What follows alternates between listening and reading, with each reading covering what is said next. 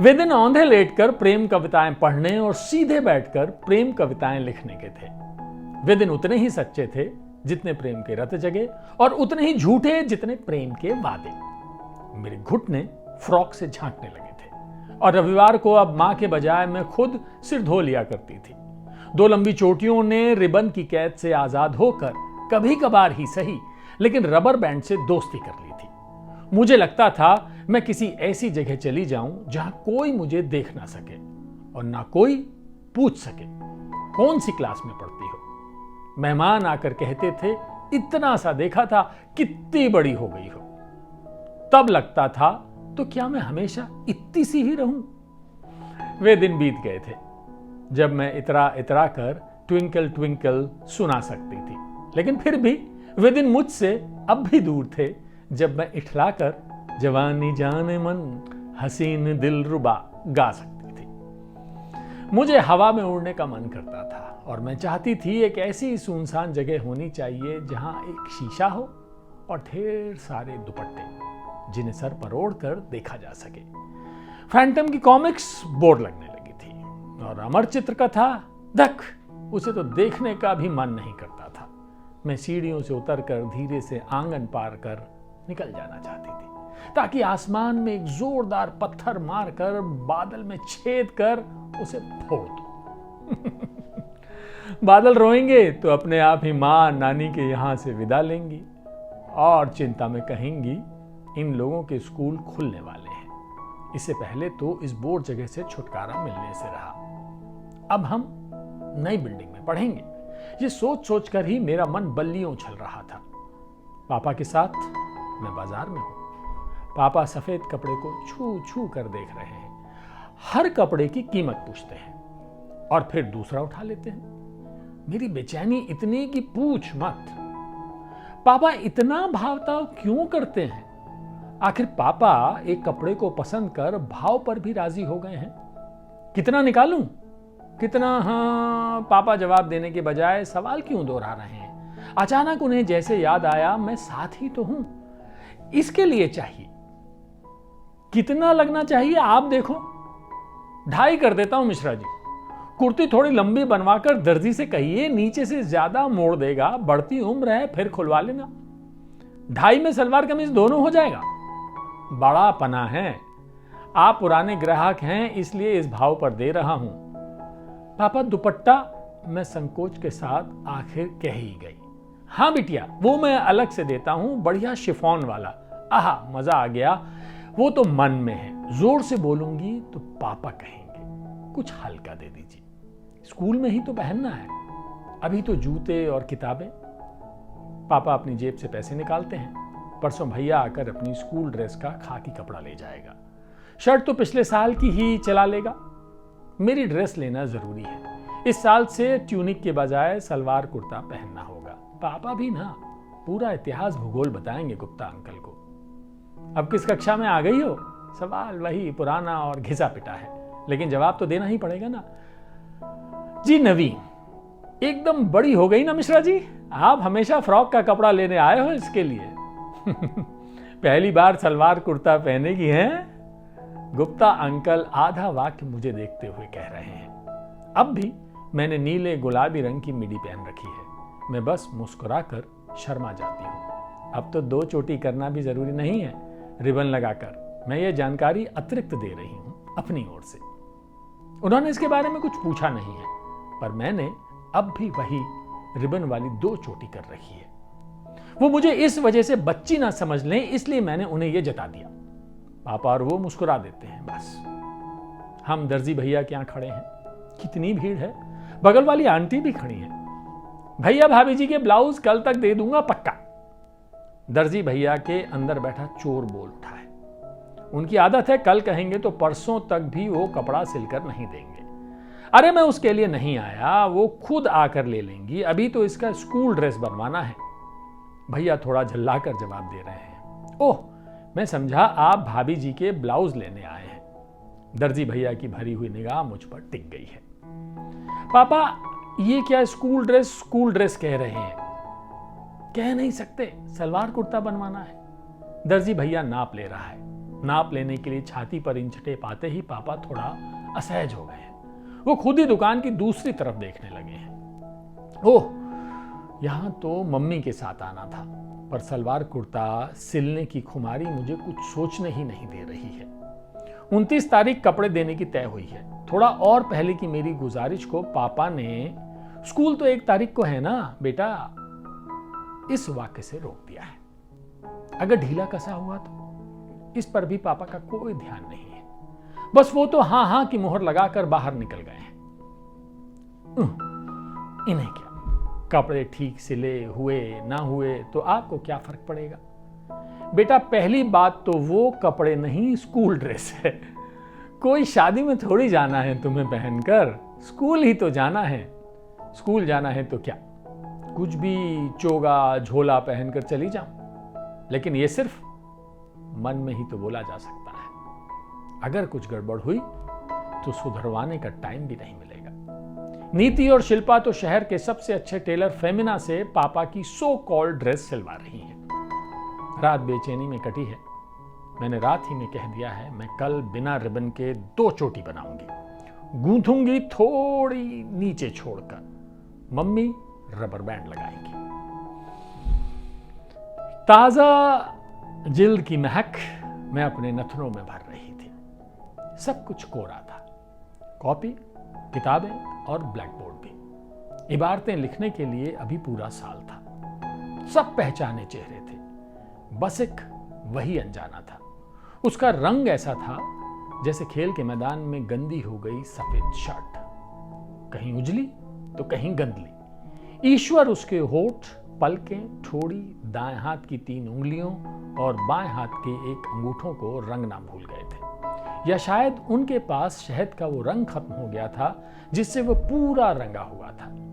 सब कहते थे उसके पास से कड़वी महक आती है। शाम तक उसकी कमीज की दोनों बगलों पर दोनों ओर 1-1 सफेद चांद आ जाते थे। उसके दांत खरगोश की तरह बाहर दिखाई देते थे और पूरा 1 महीना गुजर जाने के बाद भी ऐसा कोई नहीं था जो कहता ये मेरा दोस्त है।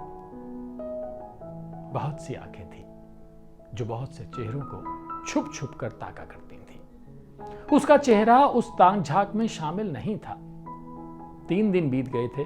बादल और सूरज की लड़ाई चल रही थी। बादल जीत रहे थे, सूरज हार रहा था।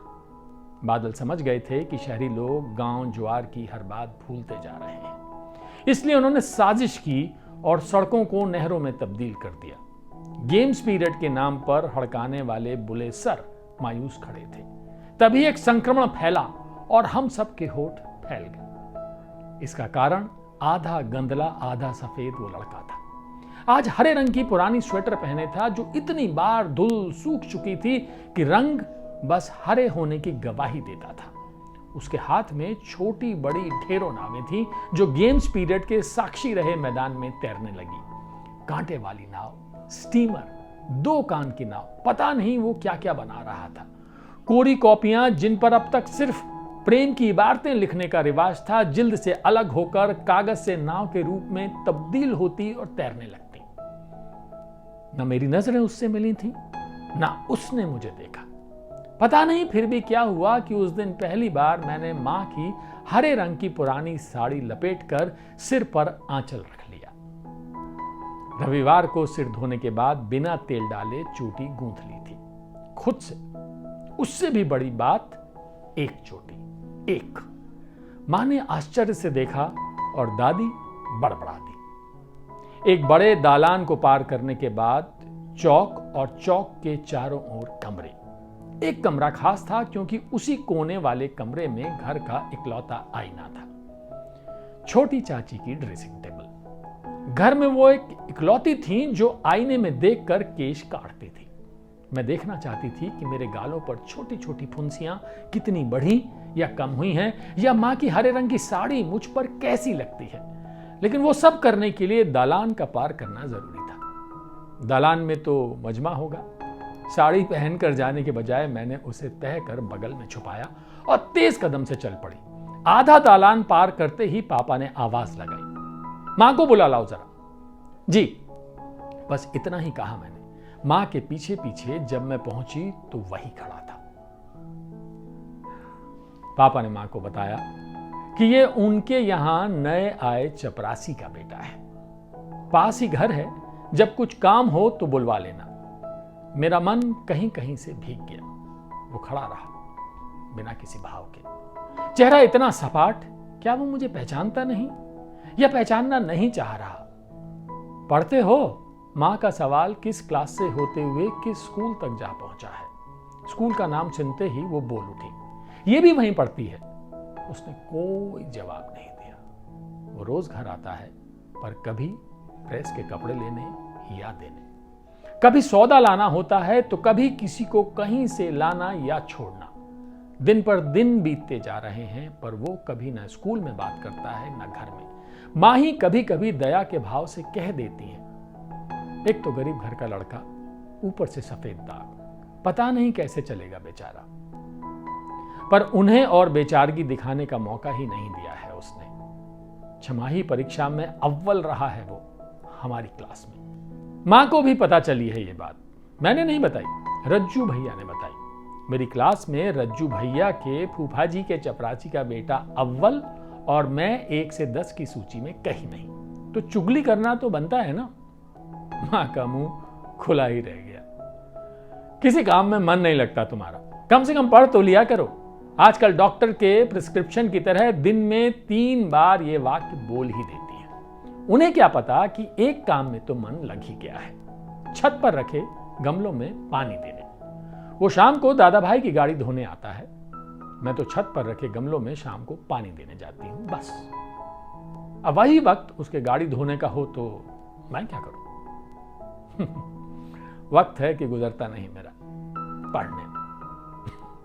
साल है कि बीतता जा रहा है, पढ़ने वाला साल। मेरा दिन नहीं कटता, और ये पढ़ने का साल है कि छमाही परीक्षा अभी कल ही तो हुई थी और आज वार्षिक परीक्षा की तारीख आ गई है। ये गंदले रंग वाला यदि फिर क्लास में फर्स्ट आ गया तो समझो अम्मा चुटिया पकड़कर ताना देंगी। ब्राह्मणों बनियों के बच्चे तो पढ़ ही नहीं रहे, और ये चपरासी का बेटा देखो तो कितना होशियार बन गया है। होनी को कौन टाल सकता है? उसके भाग्य में लिखा है कि ये फर्स्ट आए तो वो आ गया। वो गणित विषय ले रहा है और मैं आर्ट्स। वो पढ़ता ही जा रहा है और मैं डूबती ही जा रही हूं। वो चला गया है बड़े शहर आगे पढ़ने। अब उसका छोटा भाई आता है हमारे छोटे मोटे काम करने। मां खींचती है, कोई काम नहीं करती घर का, कम से कम पौधे में पानी तो डाल दिया कर, सूख गए हैं सब पौधे बेचारे। पर अब मेरा मन नहीं लगता पौधों को पानी देने में। हमारा शहर भी कुछ कम छोटा नहीं, 2-3 अच्छे कॉलेज हैं, पर भाई अच्छे पढ़ने वाले कहां टिकते हैं इस मझोले शहरों में। छत से पौधे हटे हुए भी बहुत साल बीत गए हैं। एमए की परीक्षाएं हैं मेरी। पढ़ती तो मैं अब भी वैसे ही हूं, थोड़ा ऊँघती हुई, थोड़ा जागती हुई। दालान को बैठक बना दिया गया है, दादी अब रही नहीं। घर थोड़े नए टाइप का हो गया है, हर कमरे में आईना भी है, पर अब सिर पर आंचल रखने का कोई शौक नहीं, तो आईना किस काम का। सुबह पेपर देने जाना है, बेमन से उठी हूं मैं, अपना सलवार कुर्ता प्रेस कर रख दूं। अब मन नहीं करता दुपट्टा ओढ़ने का, पर अब दुपट्टा ओढ़े बिना घर से बाहर निकलने पर भैया हाय तौबा करता है। मुझे आश्चर्य होता है, जो साल भर पढ़कर याद ना रहा, वो आखिरी वक्त में पढ़कर क्या खा के याद होगा। लड़कियां रट्टा मारने में लगी हुई हैं, कोई झुंड में क्या पढ़ा क्या छोड़ा पर बहस कर रही है, तो कोई अकेले किताब हाथ में लिए मुंह उसमें गड़ाए खड़ी है। पेपर शुरू होने में आधा घंटा है। पापा को तो हर बात में हाय लगी रहती है। 15 मिनट पहले भी छोड़ सकते हैं, पर नहीं, निकलो उनके हिसाब से, अब खड़े रहो यहां झक मारते आधा घंटा। कोई किताब लाना पसंद नहीं मुझे साथ में। वैसे भी मैंने बताया ना, आखिरी वक्त में पढ़ना पसंद नहीं। दादी होती तो कहती पढ़ना ही कहां पसंद है। भाइयों और पापाओं को देख रही हूं, बेचारे घर से ढो ढो कर ला कर पटक रहे हैं अपनी बेटियों बहनों को। यही काम रहता है लड़कियों के पापा और भाइयों का। एक मस्त और आत्मविश्वासी चाल पर नजर अटक गई है। साया पास आता जा रहा है। पेपर खत्म होने के बाद कोई लेने आएगा? मैंने अपने अगल बगल झांक कर देखा, सवाल मुझसे ही पूछा गया है। आपसे मतलब? ऐसा मुझे पूछना चाहिए था। लेकिन देखती हूं कि मुस्कुराहट कुछ जानी पहचानी है। कोई आ रहा हो तो बता दो फोन कर कि खुद आ जाऊंगी, या किसी सहेली के साथ आने का बहाना बना दो, कुछ बात करेंगे।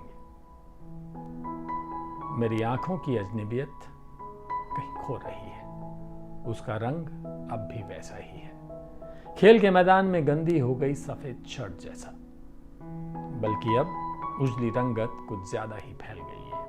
होठ, पलकें और ठोड़ी कुछ ज्यादा दुधिया गए हैं, पर वो कड़वी और कमीज के दोनों बगलों के सफेद चांद वो भी नहीं थे। हाँ, लेकिन खरगोश की तरह दांत अब उतने नहीं दिखते, उसके गाल भर गए हैं शायद।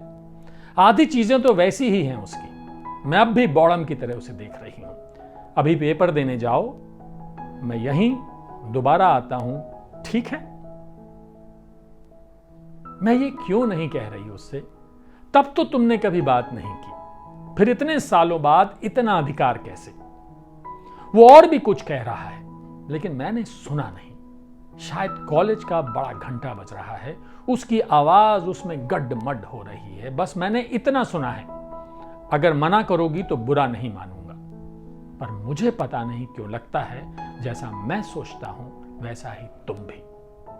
उसका वाक्य अधूरा छोड़ दिया है मैंने। शायद मैं खुद से कह रही हूं, नहीं, शायद उससे। पेपर का समय हो गया है, मैं आती हूं, बस अभी 3 घंटे में यहीं इंतजार करना मेरा। यह कहानी आकांक्षा पारे काशिफ की है। पिछले 22 साल से खबरों की दुनिया से जुड़ी आकांक्षा पत्रकारिता के साथ साहित्य के क्षेत्र में भी जाना पहचाना नाम है। उनके खाते में अब तक 3 कहानी संग्रह, 1 कविता संकलन और कई पुरस्कार शामिल हैं। आपको ये कहानी कैसी लगी बताइएगा जरूर।